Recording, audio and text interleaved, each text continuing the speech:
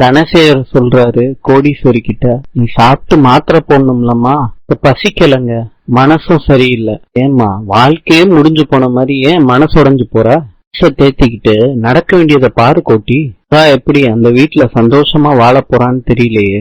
ஐஸ்வர்யா தப்புன்னு தெரியும், மகா சொல்லி இருக்கணும், சொல்லாம விட்டது அவ தப்பு தானேம்மா. மகா மேல தப்பு இல்ல, சின்ன வயசுல இருந்து பொறுத்து போன்னு சொன்னேன் பாருங்க, என் மேலதான் தப்பு. பா சொல்றாங்க முடிஞ்சு போனதை பேசாம சாப்பிடலாமேம்மா அப்படின்னு சொல்றாங்க.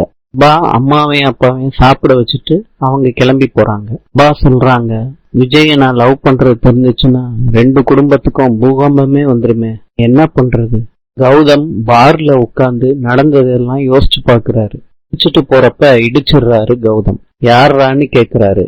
அப்ப அவர் மதன்னு அவர் அறிமுகப்படுத்திக்கிறாரு. கௌதம் கிட்ட சொல்றாரு, நான் காதலிச்சுட்டு வேணான்னு சொன்ன பொண்ணதான் நீ உன் ஒய்ஃபா தேர்ந்தெடுத்திருக்கடா. நீ சொன்னது மாத்திரம் பொய்ன்னு தெரிஞ்சிச்சு தொலைச்சிருவேன். தொலைக்கெல்லாம் முடியாதுடா, நான் அன்னைக்கே ஐஸ்வர்யாவை தொலைச்சிட்டேன். யாருக்கிட்ட மோதுறோன்னு தெரிஞ்சுக்கிட்டு மோது, மன்மதன்டா. ஆற விட்டு கௌதம் போயிடுறாரு. ராஜலட்சுமி வீட்டு வேலையெல்லாம் நான் பாத்துக்கிறேன்னு சொல்றாங்க.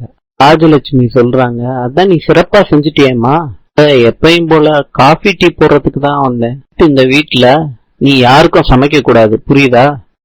இப்ப நீ செஞ்சுக்கிட்டு இருக்கிறது எங்களுக்கு நம்பிக்கை துரோகம். நாங்களே இனிமேட்டு இந்த வீட்டு வேலையெல்லாம் பாத்துக்கிறோம். சித்ராதேவி சொல்றாங்க, இவகிட்ட எல்லாம் நின்னு பேசுறதே தப்புக்கா.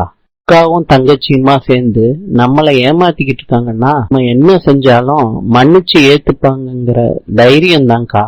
அம்மா இருக்காங்கிற தைரியத்துலதான் இவளோட அக்காவும் தைரியமா நடமாடிக்கிட்டு இருக்காங்க. ராஜலட்சுமி சொல்றாங்க, இனிமேட்டு நீ யாருக்காகவும் எதுக்காகவும் நீ எதுவும் செய்ய தேவையில்லை. உன் ரூமை தேடி சாப்பாடுலாம் வந்துரும், அதை தின்னுட்டு அங்கேயே இருக்கணும், சரியா? கண்ணு முன்னாடி நிக்காத மகா, போயிரு. காயத்ரிக்கு ஒரு பார்சல் வருது, அதை பிரிச்சு பாக்குறாங்க. அதுல ஃபேமிலி போட்டோ எல்லாம் இருக்கு. குடும்பம் என்னைக்கு ஒற்றுமையா சேரப்போகுதோன்னு போட்டோவை பாத்துக்கிட்டே ஃபீல் பண்றாங்க. போட்டோவெல்லாம் காயத்ரி எல்லாரும் பாக்குற மாதிரி மாட்டி விடுறாங்க. சூர்யா கிட்ட காயத்ரி சொல்றாங்க, நான் குடிக்க ஏதாவது எடுத்துட்டு வரேன்ப்பா. எல்லா போட்டோவையும் பாக்குறாரு. அவரும் மகாலட்சுமியும் சேர்ந்து எடுத்த போட்டோவை உடைக்கிறாரு கோவத்துல.